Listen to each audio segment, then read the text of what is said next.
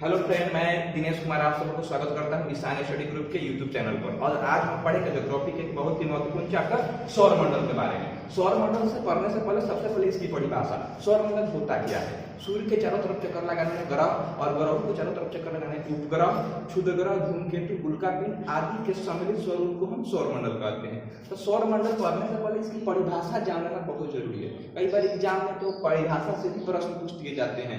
आपको परिभाषा अच्छी तरह से मालूम हो गया होगा तो आपको यह अवश्य जान लेना कि हमें सौर मंडल में पढ़ना क्या है। आपको सूर्य पढ़ना है, ग्रह पढ़ना है, उपग्रह पढ़ना है, क्षुद्र ग्रह पढ़ना है, धूमकेतु पढ़ना है और उल्कापिंड के बारे में पढ़ना है। आप यह भी जानते होंगे कि सौर मंडल के परिवार में सदस्य कौन कौन से हैं। तो परिभाषा से बहुत प्रश्न बनते हैं। कई बार प्रश्न एग्जाम में पूछ दिया जाता है कि निम्न में से कौन सौर मंडल का सदस्य है। आप परिभाषा अच्छी तरह से जानते हैं तो प्रश्न को आसानी से कर सकते हैं। अब हम पढ़ेंगे सबसे पहले सूर्य के बारे में कि सौर मंडल का केंद्र बिंदु सूर्य होता है। हम सबसे पहले सूर्य के बारे में पढ़ेंगे कि सूर्य के बारे में पढ़ेंगे।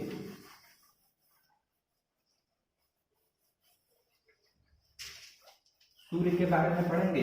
सूर्य से जितने भी ऑब्जेक्टिव बनते हैं ये सारा कंप्लीट आपको हो जाएगा इस वीडियो के माध्यम से। तो सूर्य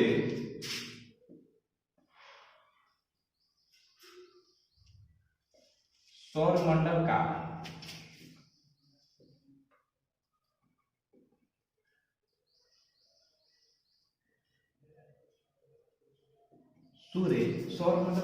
केंद्र बिंदु होता है। तो सबसे पहला कि सूर्य सौर मंडल का केंद्र बिंदु होता है और सूर्य एक तारा है जिसकी ऊर्जा का मुख्य स्रोत नाभिकीय संलयन है।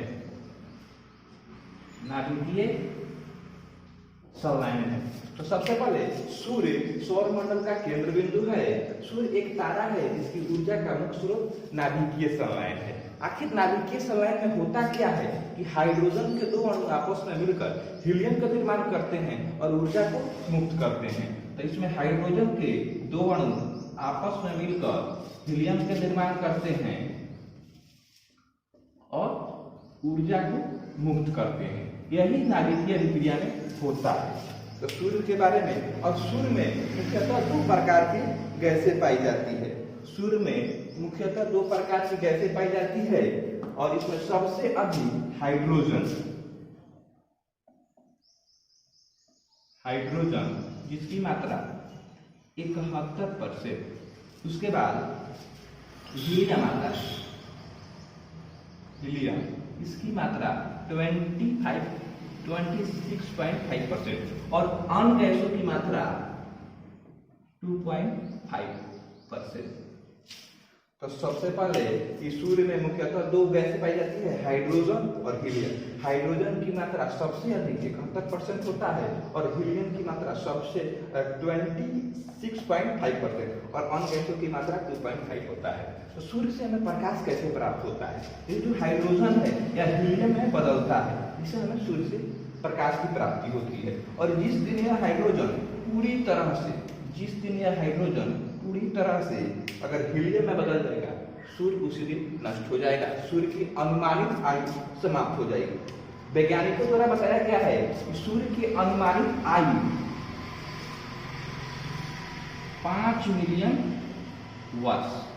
वैज्ञानिकों द्वारा बताया गया है कि सूर्य की अनुमानित आयु 5 मिलियन वर्ष है। तो हमने सूर्य के बारे में इतना चीज पढ़ा। अब हम पढ़ेंगे सूर्य से भी संबंधित है प्रकाश मंडल। आखिर प्रकाश मंडल होता क्या है? तो प्रकाश मंडल सूर्य का वह बाहरी आवरण जहां से प्रकाश निरंतर निकलता है उसे प्रकाश मंडल कहते हैं। प्रकाश मंडल सूर्य का वह बाहरी आवरण, प्रकाश मंडल सूर्य का वह बाहरी आवरण जहां से प्रकाश निरंतर निकलता है उसे हम प्रकाश मंडल कहते हैं। यह सूर्य का सबसे चमकीला भाग होता है प्रकाश मंडल। और प्रकाश निकलने के क्रम में सूर्य का तापमान अलग अलग जगहों पर अलग अलग होता है। जैसे यह सूर्य हो गया, तो सूर्य के जो केंद्र है इसका तापमान सबसे अधिक, केंद्र का तापमान सबसे अधिक 15 मिलियन डिग्री सेल्सियस होता है और इसके सतह का तापमान 6000 डिग्री सेल्सियस होता है। और जो यह जो धब्बा लग रहा है, दिखाई दे रहा है, इसे हम सौर धब्बा या सौर कलम कहते हैं। सौर धब्बा या सौर कलम कहते हैं। और इसका तापमान सबसे कम होता है और इसका तापमान सबसे कम 1500 डिग्री सेल्सियस होता है। देखिए यहाँ से कई ऑब्जेक्टिव बनते हैं। आखिर सबसे पहले प्रकाश मंडल। प्रकाश मंडल सूर्य का वह बाहरी आवरण जहाँ से प्रकाश निरंतर निकलता है उसे हम प्रकाश मंडल कहते हैं। यह सूर्य का सबसे चमकीला भाग होता है और सूर्य प्रकाश निकलने के क्रम में सूर्य का जो तापमान होता है अलग अलग जगहों पर अलग अलग होता है। जैसे इसके केंद्र का तापमान सबसे अधिक 15 मिलियन डिग्री सेल्सियस होता है और इसकी सतह का तापमान 6000 डिग्री सेल्सियस होता है और सौर धब्बा या सौर कलम का तापमान 1500 डिग्री सेल्सियस होता है। यह प्रश्न सूर्य के सतह का तापमान यह कई बार रेलवे में प्रश्न आ चुका है। अब हम प्रकाश मंडल के बाद अब हम पढ़ेंगे सूर्य से होने वाली कुछ घटनाओं के बारे में। सूर्य से होने वाले कुछ घटनाओं के बारे में पढ़ेंगे। सूर्य ग्रहण के बारे में पढ़ेंगे। हम सूर्य ग्रहण के बारे में पढ़ेंगे। आखिर सूर्य ग्रहण होता क्या है? तो सूर्य ग्रहण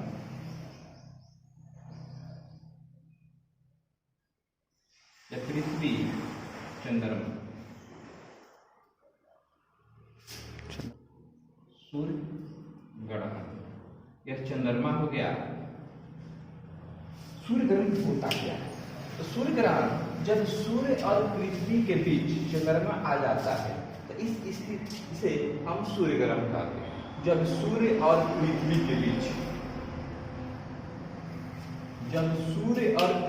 के बीच चंद्रमा आ जाता है तो इसे सूर्य ग्रहण कहते हैं। और सूर्य ग्रहण मुख्यतः दो प्रकार का होता है। एक होता है आंशिक सूर्य ग्रहण, एक पूर्ण सूर्य ग्रहण। तो हम आंशिक सूर्य ग्रहण वैसा सूर्य ग्रहण जिसमें सूर्य का कुछ भाग भी छुपता है उसे हम आंशिक सूर्य ग्रहण कहते हैं। और पूर्ण सूर्य ग्रहण वैसा सूर्य ग्रहण जिसमें सूर्य का लगभग सभी भाग छुप जाए उसे हम पूर्ण सूर्य ग्रहण कहते हैं। तो हमें पूर्ण सूर्य ग्रहण के बारे में पढ़ना है। पूर्ण सूर्य ग्रहण के बारे में ही हमें पढ़ना है कि आखिर पूर्ण सूर्य ग्रहण होता क्या है। तो पूर्ण सूर्य ग्रहण के बारे में पढ़ना है। और पूर्ण सूर्य ग्रहण के दौरान जब सूर्य का अधिकांश भाग छिप जाता है तो इसके किनारे से, सूर्य के किनारे से प्रकाश निकलता है। सूर्य के किनारे से प्रकाश निकलता है और यह प्रकाश पृथ्वी पर जाता है। इससे जो रे निकलती है यह हमारी आंखों के लिए खतरनाक होती है, हानिकारक होती है।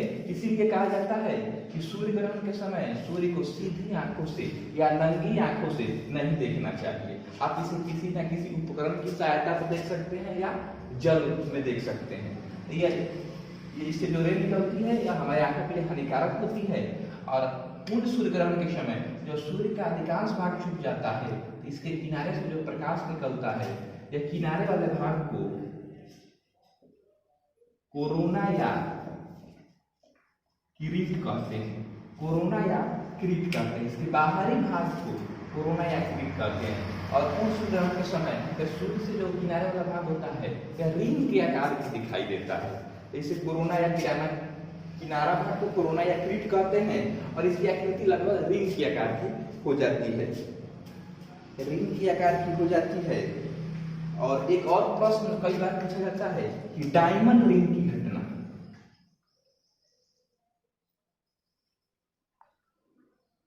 डायमंड रिंग की घटना कब होती? डायमंड रिंग की घटना कब होती है? डायमंड रिंग की घटना कब होती है? तो डायमंड रिंग की घटना पूर्ण सूर्य ग्रहण के समय होती है। यह ध्यान रखने की बात है कि यह डायमंड रिंग की घटना हमेशा पूर्ण सूर्य ग्रहण के समय होती है। तो आप आसानी से ऑब्जेक्टिव क्लियर कर सकते हैं कि डायमंड रिंग की घटना कब होती है? तो पूर्ण सूर्य ग्रहण के समय होती है। तो डायमंड रिंग की घटना में भी आपने जान गए कि डायमंड रिंग की घटना कब होती है? पूर्ण सूर्य ग्रहण के समय होती है। और सूर्य के किनारे वाले भाग को कोरोना या किरीट कहा जाता है। अब आप कहेंगे यह कोरोना से कोरोना वायरस का क्या संबंध है? तो देखिए जब पहली बार कोरोना वायरस का मरीज चीन के वुहान शहर में मिला तो वैज्ञानिकों ने उस वायरस का अध्ययन किया। तो उसने लैब में देखा कि उस वायरस का जो आकार और आकृति हुई लगभग सूर्य ग्रहण के समय जो सूर्य की आकार और आकृति होती है बाहरी उसका मिलता जुलता था। तो वैज्ञानिकों ने उस वायरस का नाम कोरोना वायरस रख दिया, यही उसका मेन थीसिस है। तो ये कोरोना वायरस के बारे में भी आप जान गए। और यह कोरोना सूर्य के बाहरी आवरण को कोरोना कहा जाता है। यह सूर्य ग्रहण के समय होता है। अब हम पढ़ेंगे सूर्य से जो प्रकाश पृथ्वी पर आता है इसमें कितना समय लगता है। प्रकाश पृथ्वी पर आता है कितना समय लगता है। तो आप एक बात जानिए, कितने कई बुकों में 8 मिनट 20 सेकेंड, कई बुकों में 8 मिनट 16 सेकेंड यह दिया है। कई बुकों में 8-20 सूर्य का प्रकाश पृथ्वी पर आने में समय 8 मिनट 20 सेकेंड, कई बुकों में 8 मिनट 16 सेकेंड। आखिर 16 या 20 ऐसा क्यों?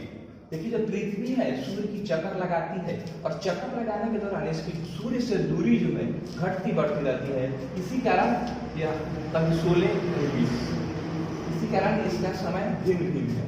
तो आप जब भी प्रश्न बनाएंगे तो ऑप्शन को बहुत ध्यान से देखिएगा। अगर ऑप्शन में 8-20 होगा तो आप 8-20 के साथ जाइएगा। अगर 8-20 ना हो, 8-16 हो तो आप 8-16 के साथ जाइएगा। यह 100% सही होगा, सही होगा। अब हम पढ़ेंगे जो यह पृथ्वी है यह सूर्य का परिक्रमा वलयाकार पथ पर करती है। जब इस पथ पर यह पृथ्वी जब सूर्य की परिक्रमा करती है तो 3 स्थितियां क्रिएट होती है।